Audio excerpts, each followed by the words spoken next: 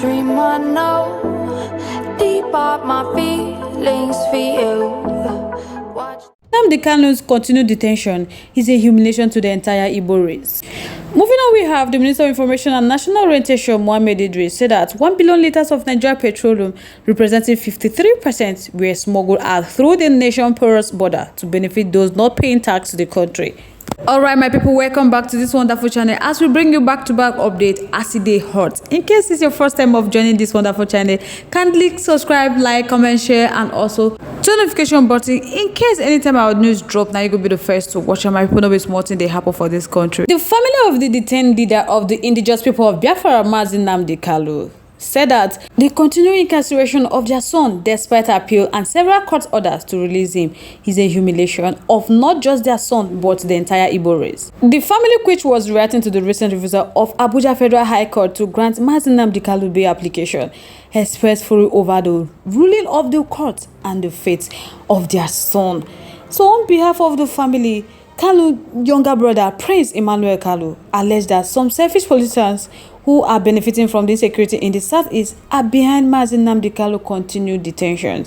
So he wondered why it has become so difficult for Igbo political elites and leaders to book appointments for an audience with President Bola Ahmed Tinubu to discuss Nnamdi Kanu matter, because it's nearly 1 year when President Bola Ahmed Tinubu took over power. So why is it that nobody among Igbo political leaders has reached President Bola Ahmed Tinubu to discuss Nnamdi Kanu's release? Almost a year President Bola Ahmed Tinubu came to power. Prince Kanu is asking, is it not deliberate that have they not been gaining access to president concerning other issues? That is a shame that Nnamdi Kanu is being punished for asking for the freedom of Ndigbos, and the leaders have abandoned him to die in DSS custody. Because as he speaks now, Nnamdi Kanu is terribly sick. And nobody cares that his health is deteriorating every day. He has not changed his clothes. Why has the court continued to hold him at DSS custody instead of correction center? Prince Emmanuel is saying that why can't the Igbo politicians go for Nnamdi Kanu release if they truly love the Southeast? That something is definitely wrong somewhere. That they are benefiting from his continued detention, and that is why they are not making any serious move to engage President Bola Ahmed Tinubu. He said he has not forgotten that some people sponsor his adoption and extraordinary redemption.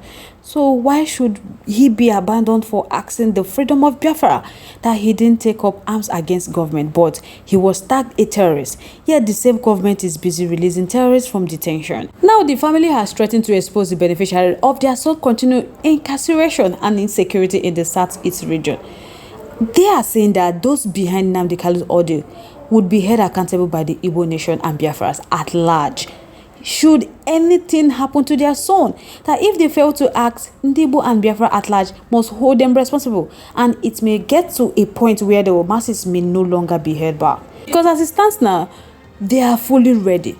That nobody dies with any secret. That very soon all those behind Nnamdi Kanu's continued detention will be exposed. That those benefiting from this security in the Southeast are the ones enjoying his continued stay in detention. But nothing lasts forever. That one day they will be out of power. Unless the Nnamdi Kanu family are very angry about what is happening to their son, because they know that Nnamdi Kanu, who on his own had assisted in getting justice for illegally detained inmates, had been left to suffer alone. Nnamdi Kanu has single-handedly funded the release of inmates from different tribes who were unjustly detained while he was at Kunje prison last time. So why should he be abandoned to rot in DSS custody? Nnamdi Kanu family further expressed sadness over the refusal of Justice Binta Iyenko to grant him bail.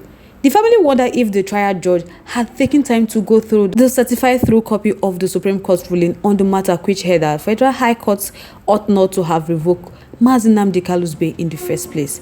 So according to the family, they said if truly the trial judge had digested the certified through copy of the Supreme Court judgment, the court would not have denied him his bail application at the last hearing on Monday.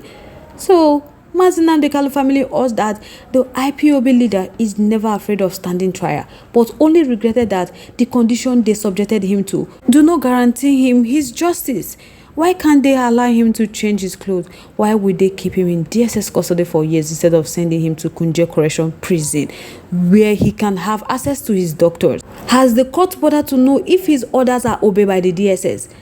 The way Nnamdi Kanu is being humiliated and handled does not show any fairness. Honestly, the court should not create the impression that they are acting a script. Let them treat him with fairness because he doesn't deserve all this punishment.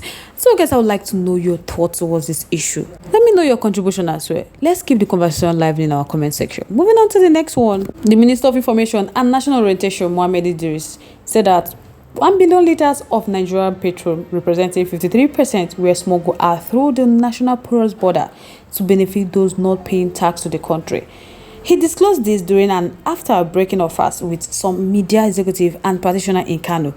He said that the country recorded a drop in the domestic consumption of fuel by 53% after the removal of fuel subsidy.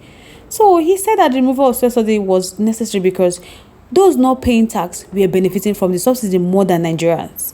That the domestic consumption of petroleum has gone down by about 53%, meaning that over 1 billion liters of fuel that were used to consume during pre-subsidy removal is now gone. That the question they have to ask themselves is that where has the fuel been going? How suddenly it is that domestic consumption has gone down by 53%. It means that this petrol was finding its way out of their porous border for the benefit of those who are not paying tax to this country. So it doesn't make sense to continue to subsidize somebody else's home when your roof is leaking, the window is broken, and the child has not gone to school, that they have to subsidize themselves before they subsidize somebody else. So the benefit of that is that already consumption has gone down by over 1 billion litre, representing about 53%. Why is that so? He asked. Because on the allied refineries in the country, he said that the Port Harcourt refinery would begin production next week and others will follow suit in no distant time to stop importation of fuel into the country. He also said that the government has deactivated over 6,000 illegal refineries with over 4,000 of the illegal pipeline disconnected. On the abduction of school children and others, he vowed that no ransom would be paid to rescue persons from kidnapping dead. Right now, the government is saddened by the developments, and the message of Mr. President to the armed forces and security agency is that all children and anybody are being brought back to their families or houses very soon. And we all have heard from Mr. President that in the process, the issue of ransom will not be condoned. He has retaliated that he will bring these children back home by God's will without paying in ransom. So he wants to have that faith in our security agency in doing their best, that all of them are working and they are Nigerians, that they also what happened in Delta. So they are happy that somebody who has sworn an allegiance to keep it all together will just wake up and attempt to kill that person. That any attempt at their armed forces is also an attempt at the sovereignty of this country. So Mr. President has clearly stated in his statement that it is unacceptable that all the perpetrators will be brought to book and punished without harming other communities members. They should do the needful, whether removal of subsidy or no removal of subsidy. What the masses want right now is the reduction of the food items. Things are going up, dollar has come down, but yeah, the food prices still remain the same. So this fuel subsidy they are talking about is not what the masses want to hear right now. So I guess I would like to know your thoughts, your contributions, your opinions are in the comment section. We'd love to hear from you. Once again, thank you all so much for staying tuned with us. We really do appreciate. On this note, we have come to the end of today's segment. Like, comment, stay safe, guys. Bye.